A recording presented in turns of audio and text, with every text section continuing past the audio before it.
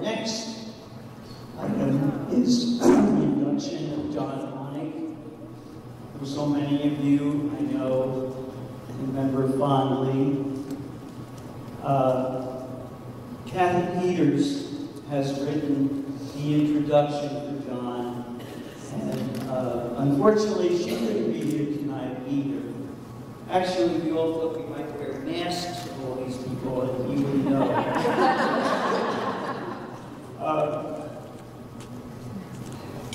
John's record of service and just his way of being was an incredible contribution to the CC of A and the world of collies.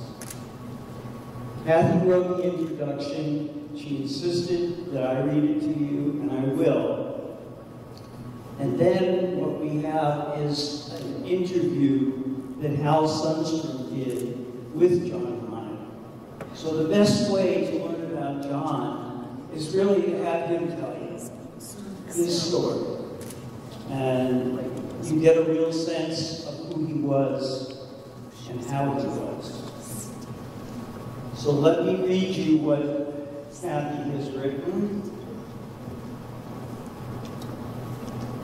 Tonight, John Honig joins the rank of our past luminaries into the Quarter Century Collie Hall of Fame.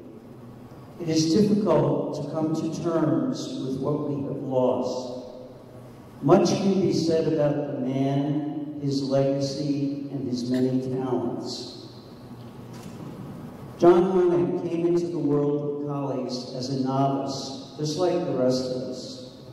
A fast learner and a very determined and unique individual, he quickly gained prominence in the Collie Club of America.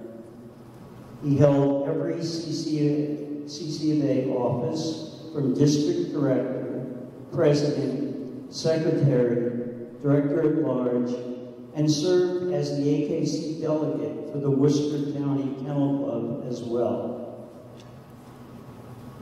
John was a great problem solver, diplomat, and mediator. Always courteous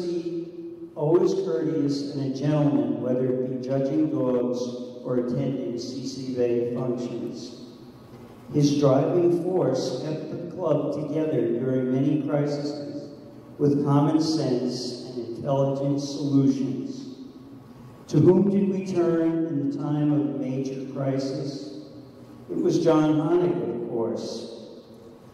And he would find a pragmatic way to settle disputes in a timely fashion.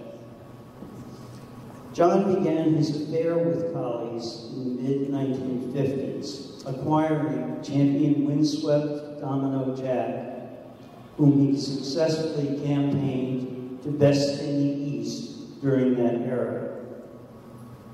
Later, Jack was retired from the show ring after winning Best of Breed under Dorothy Long at the Westminster Kennel Club.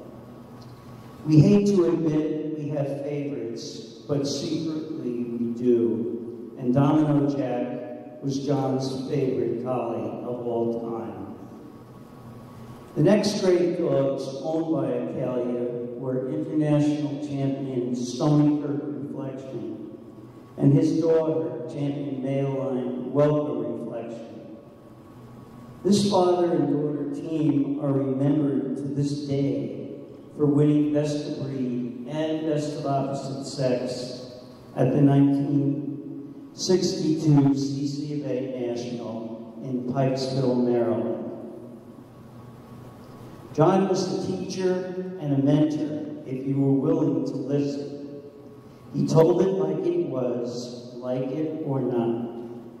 As a lead speaker in the 1970s at the annual Accalia Collie Colleges, John's talks were like the Sermon on the Mount and would leave the audience clamoring for more. In the scheme of things, John's professional judging career began around 1968, starting with collies and shelties, and he quickly gained respect, catapulting from there to judging many breeds 5 groups, and finally Best in Show. As time passed, John reduced his kennel to 2 older dogs and cut down on his judging assignments. He never lost his love or interest in collies or the Collie Club of America. He always said, there is a time to come and a time to go. Kathy Peters.